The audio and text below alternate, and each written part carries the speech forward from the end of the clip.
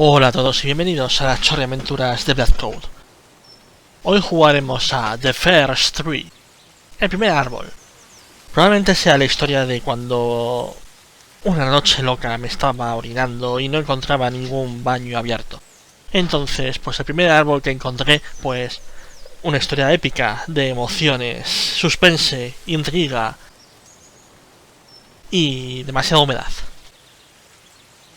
Así que nada, vamos a ello.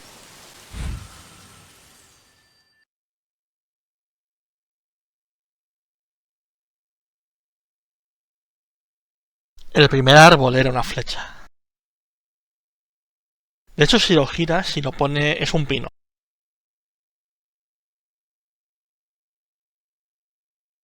¡Pup! He plantado un pino. Está torcido, pero es un pino. O es un abeto. Ya tenemos árbol de Navidad.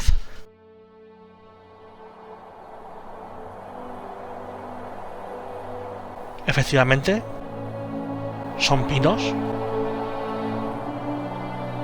O abetos.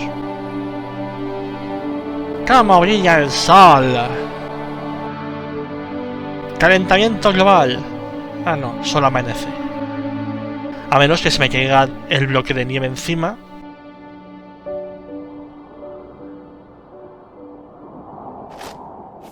Me pongo de pie. Are you awake? I thought I heard you get up. Yeah, I'm awake. Sorry, I just can't sleep. Oigo voces. Are you thinking about him? Yeah, Doble salto. a bit. You should get back to sleep, my love. I'm fine. No, it's okay. What else is on your mind? I don't know, it seems weird, but I had one of the most vivid dreams of my life.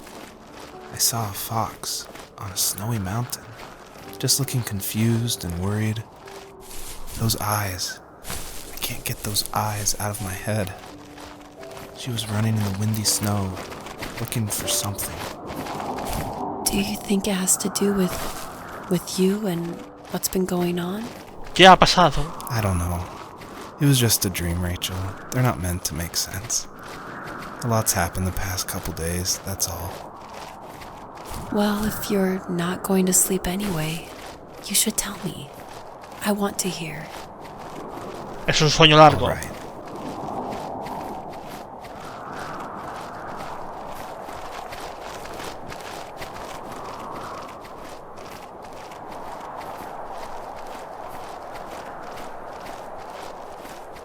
¡Ey! Un pollo. Amigo pollo, ven aquí.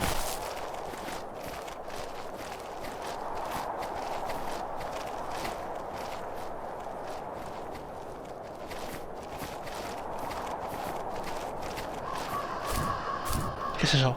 Oh. Oh. So, not far from her home, she followed that path to something unexpected. Es el sueño que tuvo John Wick.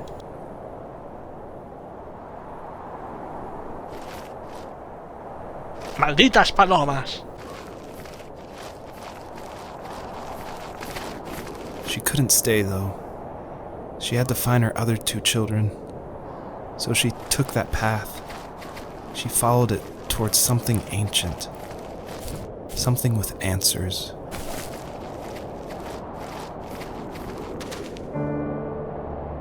¿El qué? ¿El sol? Pac-Man.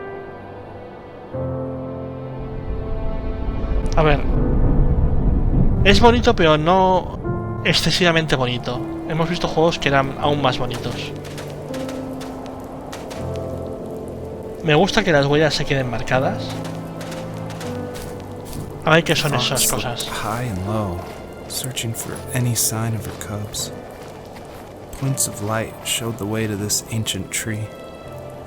It was as if each one had a story to tell, all their own. The land was trying to tell my story, too. I felt like I was right behind her the whole time.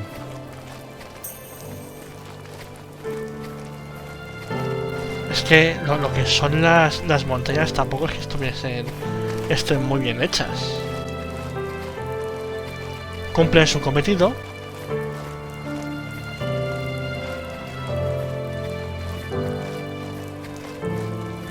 pero no es espectacular visualmente. Oh, oh vaya, más buitres.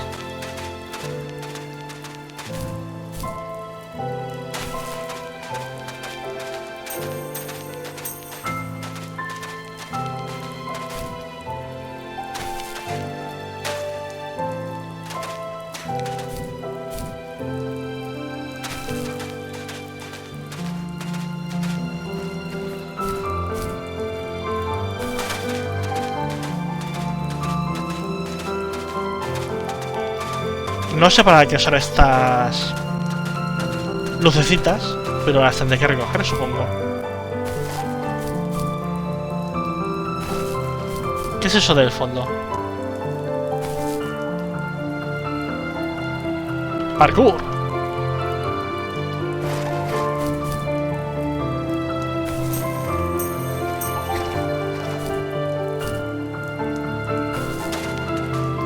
La música, por el contrario, está muy bien.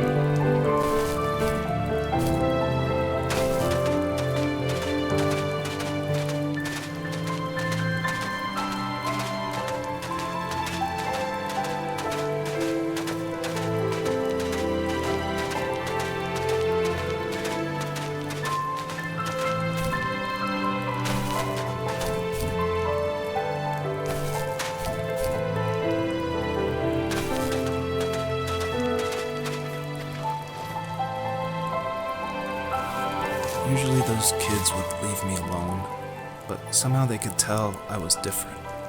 They made fun of how far away I lived. They called my dad a sourdough. I was a blabbermouth as a kid, telling my dad stories I made up for hours. But after that show and tell, I didn't tell him much anymore. He didn't know exactly what was wrong, but his best guess was that the toys he carved weren't cool enough. He carved me a tank and tried to tell me what it was like to be in a real tank as a serviceman. I didn't know your dad was in the military. Yeah, in the army. The sad thing is that I'd pretty much forgotten until just now. There's so much I still don't know about him. I'm sorry. He knows how much you love him. You're going to see him again soon and have some closure, I'm sure.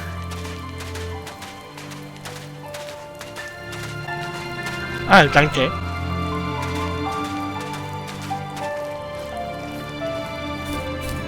He encontrado un tanque de madera. ¿Cómo llego ahí arriba?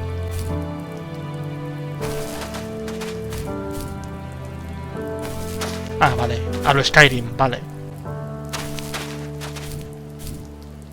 Me viene bien porque desde aquí arriba supongo que tendré una vista más amplia del lugar.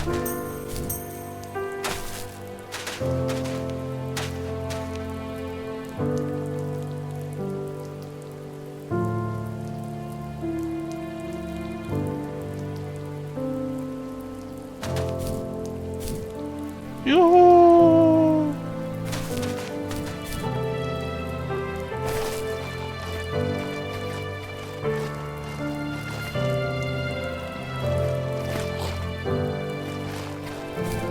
Un autobús escolar.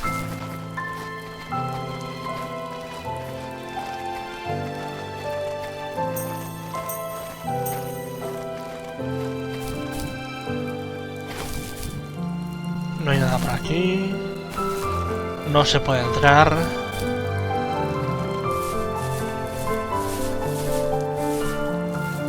The older I got, the more I withdrew. I asked myself, why talk to anybody anyway? Why bother when I'm happy by myself? I started drawing a lot, mostly animals I saw in the woods by my home. I then imagined designing my own hideouts with things like TVs and pantries full of chips and cookies. I think that idea of leaving home and drawing blueprints started my career. I found a lot of solace in that. I'm not surprised, but I did the same thing, you know? There's something special about having a place to call your own. And now look at us. Well, if you count renting in an overpriced city. It's as close as we can get for now.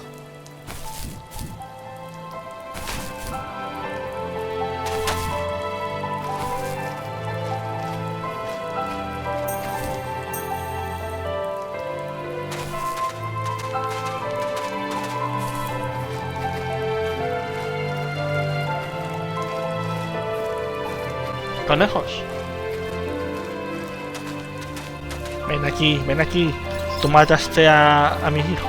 Ajá. Venganza.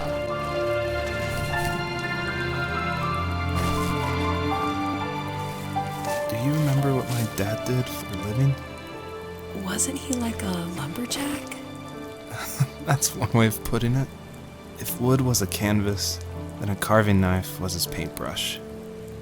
Even after working a 50-hour week, even after his hands were more splinters than skin, he would bring home the nicest piece of Alaskan weeping cedar and make me toys.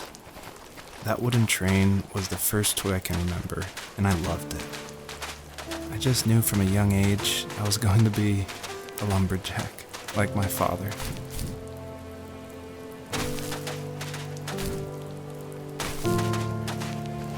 Tiene un poco rollo a lo...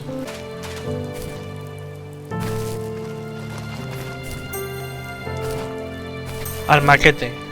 Tiene un rollo al maquete, pero... no sé, lo de seguir al zorro no me termina de llamar. A ver hacia dónde nos llevan. As a kid, did you ever do show and tell in your class? Yeah, I think I only did it once, when I was in the 4th grade. You know how my life was around then. I wanted to show my class what helped pass the time and distracted me. So I brought a dozen paper cranes I had made. I think I told everyone how badly I wanted to be a bird and fly, embarrassingly enough. Don't be embarrassed. Every kid wants to fly. For me, it was another toy from my dad, a wooden boat. I remember guarding it so carefully in my hands as I walked into class. When I sat down, a group of boys immediately made fun of it. They asked which trash can I found it in, or why an ugly log was my favorite toy. When I got up, I didn't even want to tell them my dad had carved it. I said it was a joke gift my friends had given me. Kids can be so cruel. Some of them are. I shouldn't have let them get to me, but it did. It's amazing we bounced back at all. A mí me recuerda el maquete en el rollo de que es una historia intimista que te cuentan, pues eso, en este caso, la vida de la pareja. En el maquete, pues la historia de la relación desde que empieza hasta que termina. Pero no sé, que la forma de contarla sea a través de la zorra, porque ha dicho que es una zorra, no es un zorro, es una zorra. No lo sé, no lo termino yo de ver. A lo mejor me sorprende. Ah, bien. Yo he ascendido por aquí y resulta que hay una transición.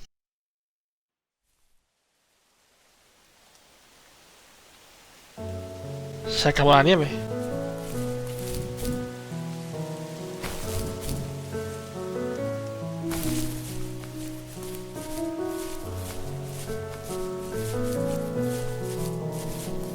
Mariposas.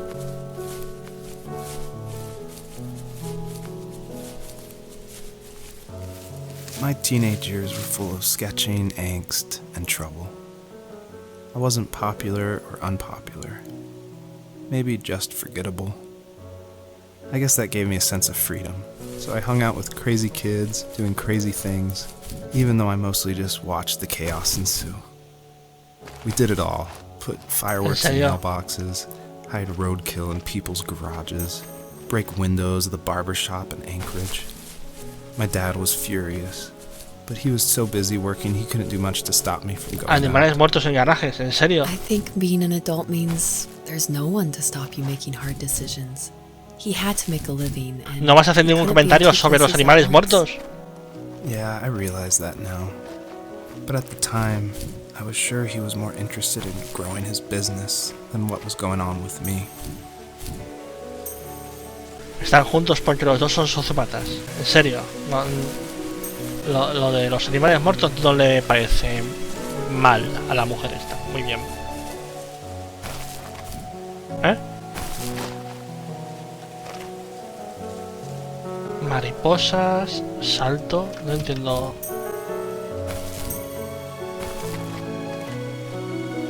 ¿Qué es eso que hay ahí?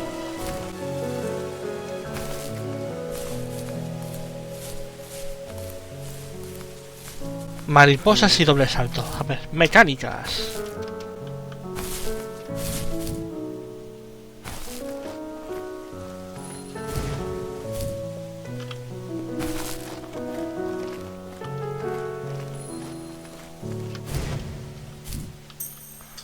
Vale, con las mariposas saltas más. No mucho más, pero saltas más.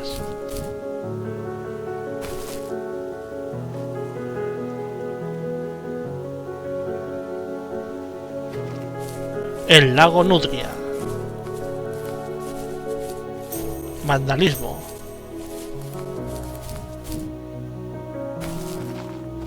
Coche de policía. Que no nos interesa mucho al parecer. Pero bueno, supongo que como ha dicho que se mete en líos, pues... He was working another late night, and my friends were over, saying how bored they were and how they'd come all the way out to my house for nothing. One of them mentioned how that old, ugly beyond belief truck was still in the garage, and how we should take it for a spin. I was only 15, so I kind of fought it for a while. The next thing I knew, we were careening around the mountain path, rocks spitting onto the sides of the cliff, while my dad's cringeworthy bluegrass blared out the speakers. I drove while my friends were in the back of that yellow and purple truck, throwing beer bottles and trash at anything remotely interesting. Felt like I was soaring in the air with borrowed wings. But all good things have endings. A cop outside of Eagle River pulled us over after he saw us in a bottle rocket into someone's yard. What followed was a long night of talking to disappointed adults and feeling smaller than ever. Y le pareció una injusticia. Solo estábamos divirtiéndonos, agente, no estábamos haciendo nada malo. Es que vaya tela. Vaya joyita de infancia tenía este.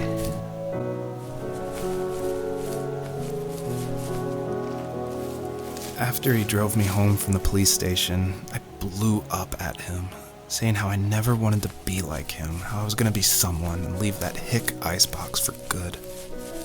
He just looked forward at the road with tired eyes. I took out that bluegrass tape from the cassette deck and chucked it out the window. In my sage teenage wisdom, I thought I had proved the ultimate point, but my dad had a different idea. He slammed the brakes, slowly bowed his head while gripping the steering wheel, and finally looked at me. All he said, like it was a polite request, was, "Make this right." I sat there in silence, fuming, but I eventually got out and combed every square inch of the woods, muttering profanity after profanity. I found it 30 minutes later, near a small waterfall off the road. I went back to the truck, put the wet tape back in, and sure enough it worked. We didn't speak another word to each other the rest of the night. Wow, I knew you were a crazy teenager, but... It's hard to believe, isn't it? It surprises me too. It's like I didn't really know who that kid was back then. I bet my dad thought the same thing over and over. It's almost like he was saying, "Make this right," to himself, more than to me.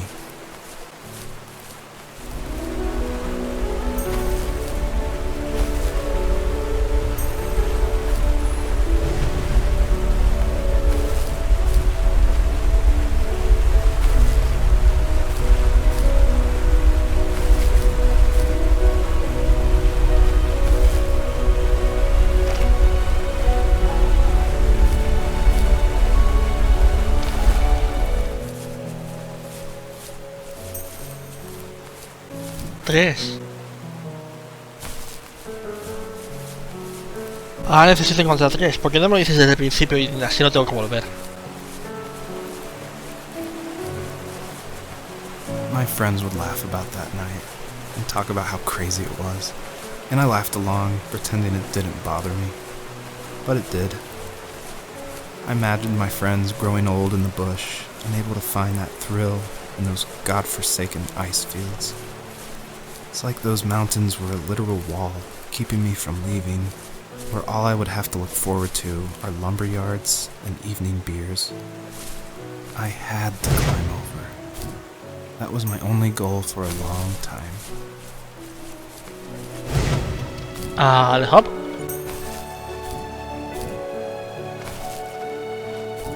$360 no scope. If there was some way I could take my love of drawing and turn it into a way of escape, nothing would make me happier. I wanted to create instead of tearing trees down. I wanted to move to the lower 48, not because I hated it there in Alaska, but I hated the idea of it. It's like all of that spite inside me had created this monster which followed me around my whole teenage years. I put so much energy into doing what others didn't expect of me. Why did I do that? There's one fact you're forgetting, though. If you didn't have that fire in you, we probably would have never met. You're absolutely right. Maybe the destination is all that matters in the end. But then why am I awake? Why am I seeing this fox go on her journey? And why can't I stop thinking about my dad? Porque no he desinstalado el juego. Y porque no me lo he pasado. No veo brillos por aquí. Se hace de noche. ¡Ásate! ¡Ásate!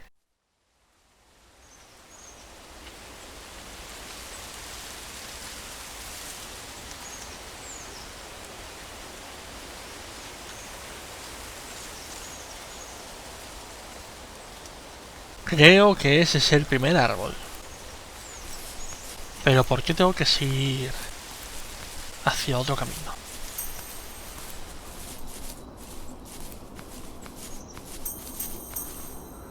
Pues que encima, mira, son rectas.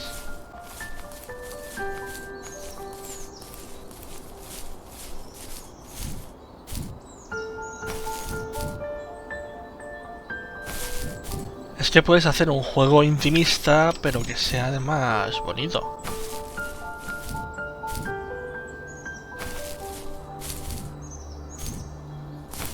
Pero este solo tiene la apariencia de bonito. ¿Por qué esto ha bajado y ha subido?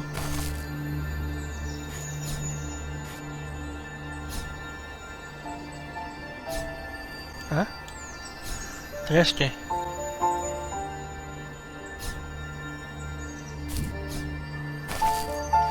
Ah.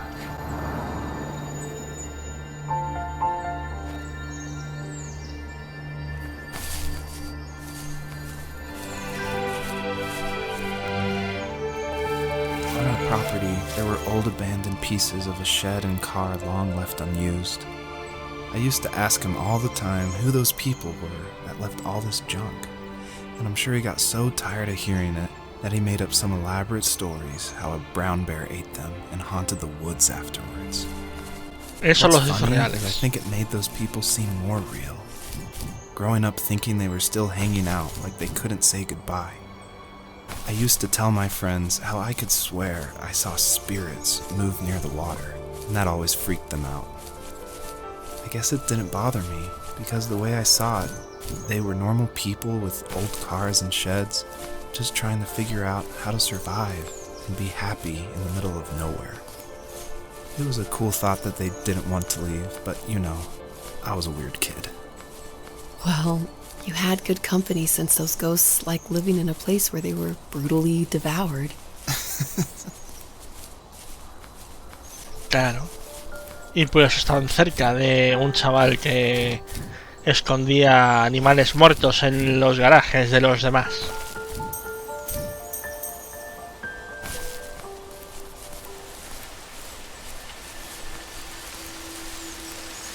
Vale, vamos a hacer esto antes.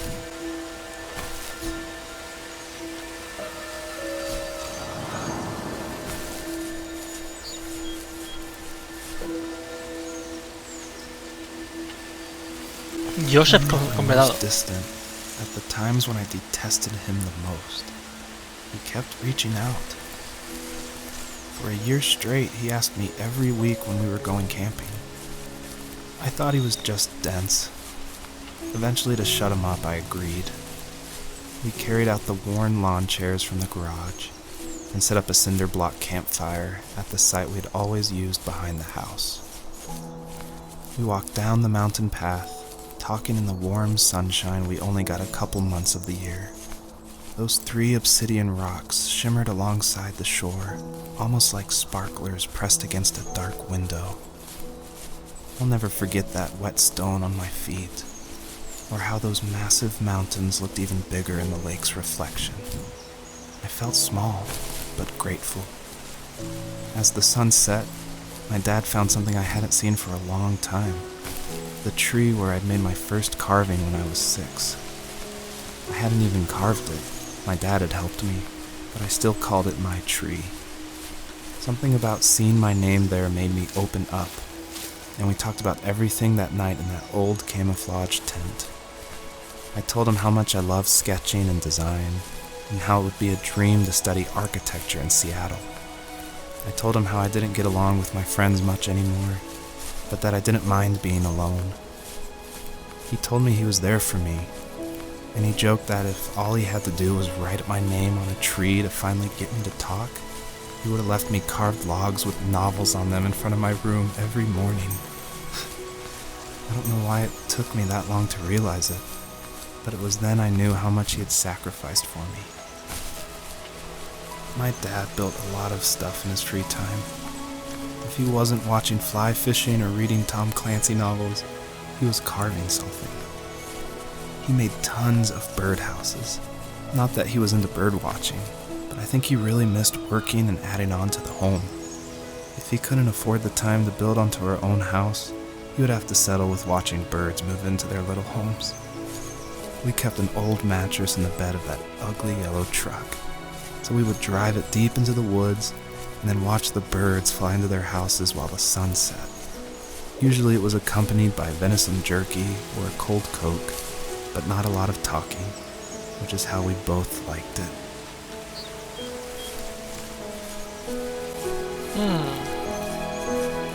O sea, llegué aquí, vi la roca, pero no vi el árbol. Ajá.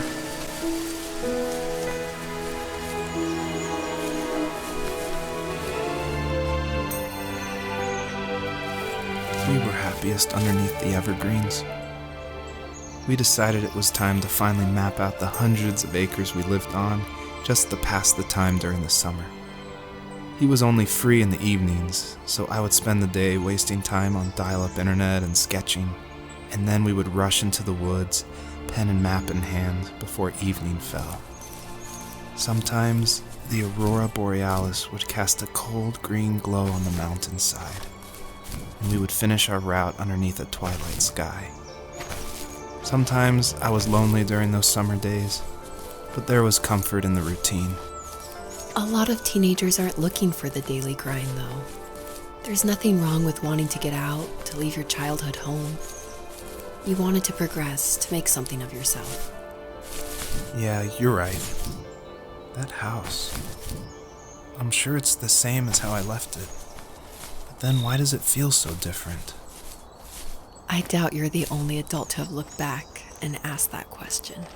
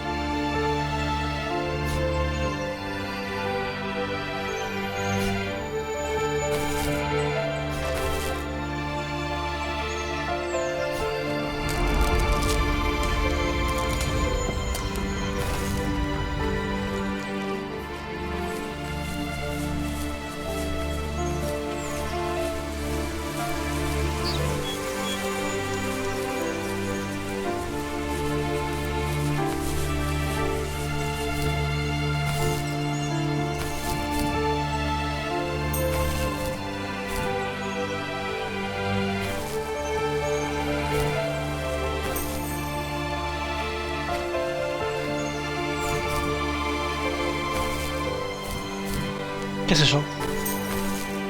Hay un cuadrúpedo ahí.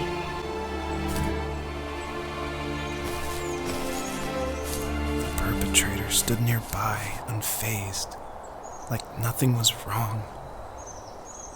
My dad is dead, and he's never coming back, Rachel. I can tell you these stories, but I can never reminisce with him again. He can never hold a grandchild that we'll probably never be able to have. I can never talk to him again, and I'll never be able to say I'm sorry for everything.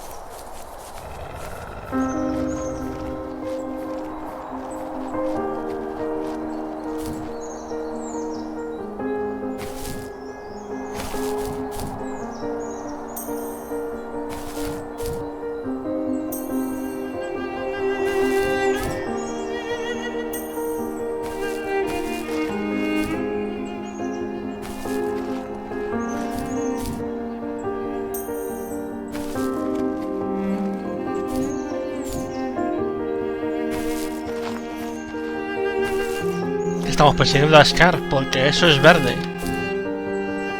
Verde de villano Disney. Verde maléfica, verde Scar.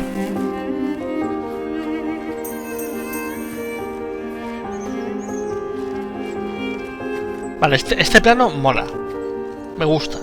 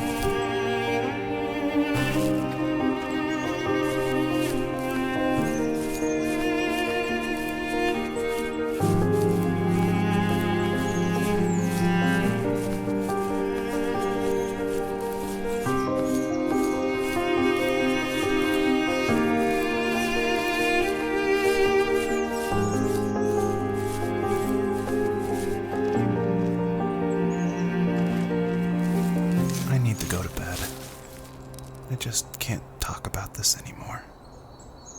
Good night. Bueno, pues vamos a dejarlo aquí por hoy. Esto ha sido las aventuras de Bradford y esto ha sido First Tree, el primer arbolito con la zorra. Hasta la próxima. Adiós.